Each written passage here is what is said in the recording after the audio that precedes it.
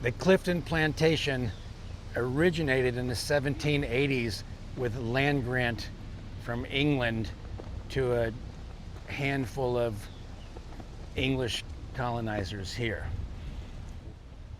We have here the ruins of the Clifton Great House. After the land grant in the 1780s, they began construction on what would have been a proper manor house.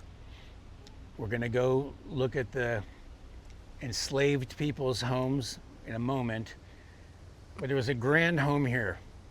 It didn't last very long. It was consumed by fire. Amadeus, born in 1909, it was already in ruins, but higher than what we see now. And across the street would have been more cleared out, turned into an avocado plantation, of which we can barely see the ocean over here. But agriculture is difficult in the Bahamas. The soil's not rich enough to endure more than a few years. Fertilizer was expensive, so slowly but surely the farming died out. The formerly enslaved people would have been left to fend for themselves, growing what we would call truck goods, meaning they could be grown out here 17 miles from downtown Nassau and then trucked into a farmer's market on the weekends. The view we're seeing now is what Amadeus would have grown up with. This hammock, semi-natural, would have been much more sparse with avocado trees mixed in. The Sea Island cotton effort over a few years burned out the soil, and they transitioned to crops that they could sell in downtown Nassau.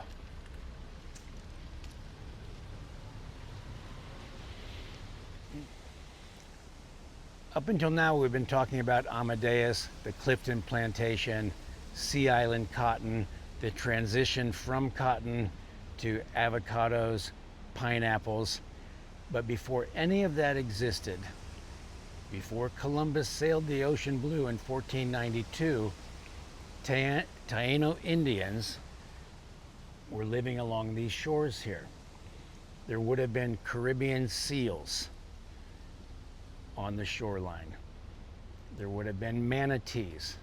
There would have been just an abundance of sea life that's hard to imagine now, with lobster by hundreds, 10, 20 feet off the shoreline.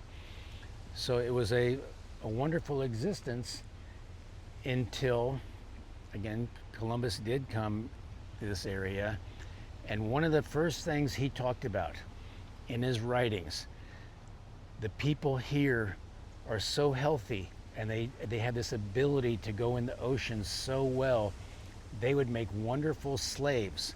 And they took these people to the islands off of Venezuela because of their diving ability, because of their seamanship. Within 30 years, they had wiped out human existence from what's now the Bahamas, transported the slaves to the islands off of Venezuela, because the most valuable commodity in the world at the time were pearls. We've looked at the Clifton Plantation house up on top of the ridge. Here we have the tongue of the ocean. The rum runners, Roland Symonette, they would have been leaving Nassau, making their way towards Florida across these waters. A day like today would be great sailing. Pretty breezy for a modern powerboat, but with an older sailboat where most of your weight is down very low for stability, and you have this nice breeze to carry you to Florida and become rich. And Roland did become rich. He started out in his 20s. He made millions of dollars back then. He became the first premier of the Bahamas. He was the longest serving member of parliament, the Bahamian parliament. and very successful. We have this transition: Taino Indians, cotton plantation, rum runners, and then it wasn't too much longer that you had marijuana, cocaine, all the nefarious characters that trade brought with it.